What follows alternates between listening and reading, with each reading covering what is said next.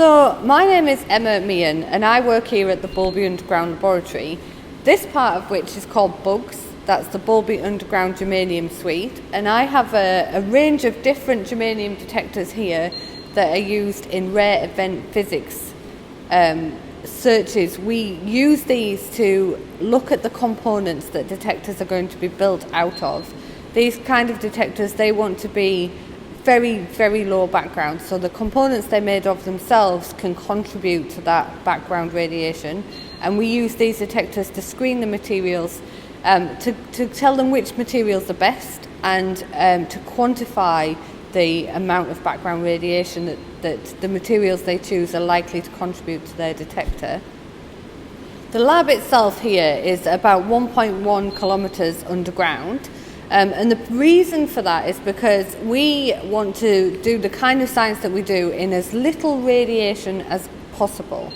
And most of the radiation that we encounter on the surface of the Earth comes from the sun and from space in the form of cosmic rays. So by coming a kilometre underground, the rock shields us. So on the surface, where you will have 1 million cosmic ray events, underground here will only have one, so it's 1 million times less underground. And we still do get some cosmic ray events underground here, around about 18 a day, so it's much reduced. But it's not just cosmic rays that we want to get away from. There's other kinds of radiation. It's called norm radiation, and it comes from everyday objects. Everything emits a little bit of radiation, and so we are quite lucky here that the salt that this mine is in is very radio pure naturally, so it protects us and gives us a really good shield. Also, the materials that we've built the lab out of, we've screened and checked that those materials are not contributing to a background at all, and so we're in very clean materials, which means that inside this lab these detectors are then sitting inside lead and copper boxes. And then inside of that as well, we're flushing the cavity with compressed nitrogen. So inside there, it's very, very quiet as far as radiation is concerned. These detectors are very, very sensitive. So we have got 7 detectors here, and we have given them all separate names. We've used a naming convention as well that we have called them all after local mines that have been here over the years. Some of them are very old, from the 1800s, some of them more recent. So the big detector at the back is called Belmont, and then we've got Lumpsey, which is a well detector, which was a very local to us iron ore mine. Then Challoner, which again was another iron ore mine. This one is called Loonhead, which is a mysterious little copper mine in the middle of the moor. And this one is called Rosebery. Rosebery was a local mine. It's also a local landmark. Rosebery Top Inn is a big wonky shaped hill.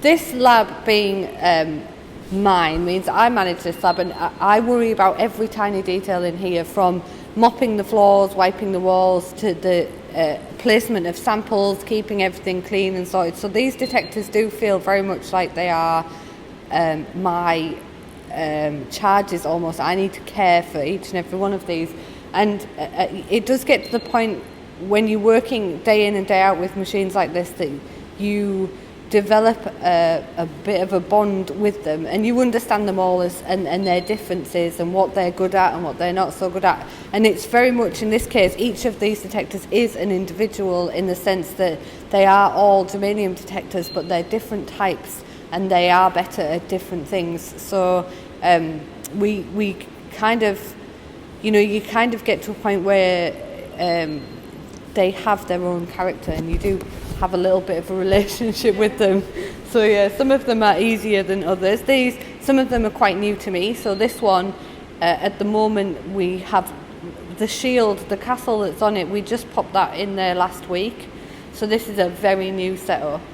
And so far, this is proving to be the most sensitive detector we have got, and it's likely to be a very, very brilliant detector for us. But we're still in the characterization stage, so we're still learning and understanding. It's going to be interesting. This one's one to look out for, I think. Which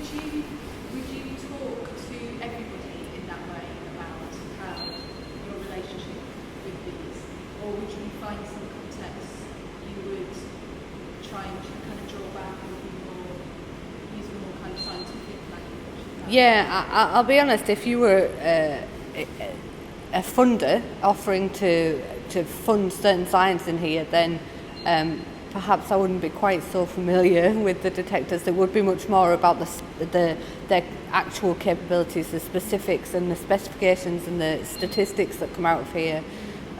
But I guess so. No, the answer to the question is no. I would not talk to everybody in the same way about the detectors. If there is a hardened scientist in here, they want hard facts, not fluffiness. Yeah, because some scientists are really against any kind of personification of even talking about abstract ideas of the universe as gendered or... Yeah, I mean, I'll be honest, I haven't encountered any scientists who are against, and in fact, the team that I work with, the larger group of scientists, including Cham Garg and Paul Scovell, they respect and understand how I feel about these detectors, actually, and it's good because it means, from their point of view, society invests a lot of money in science, and someone needs to care how that money is dealt with at its end point, you know. So these detectors, they're not cheap, they're expensive things, and I think it matters that we care about the smaller details, making sure that they're well looked after, they are well run. It has massive benefits. We get great science from these. We can produce fantastic results because it's cared about at the lowest level, and so I think I haven't encountered a scientist who's against me being a little bit sort of personal about how I feel about these detectors, but that doesn't mean they don't exist.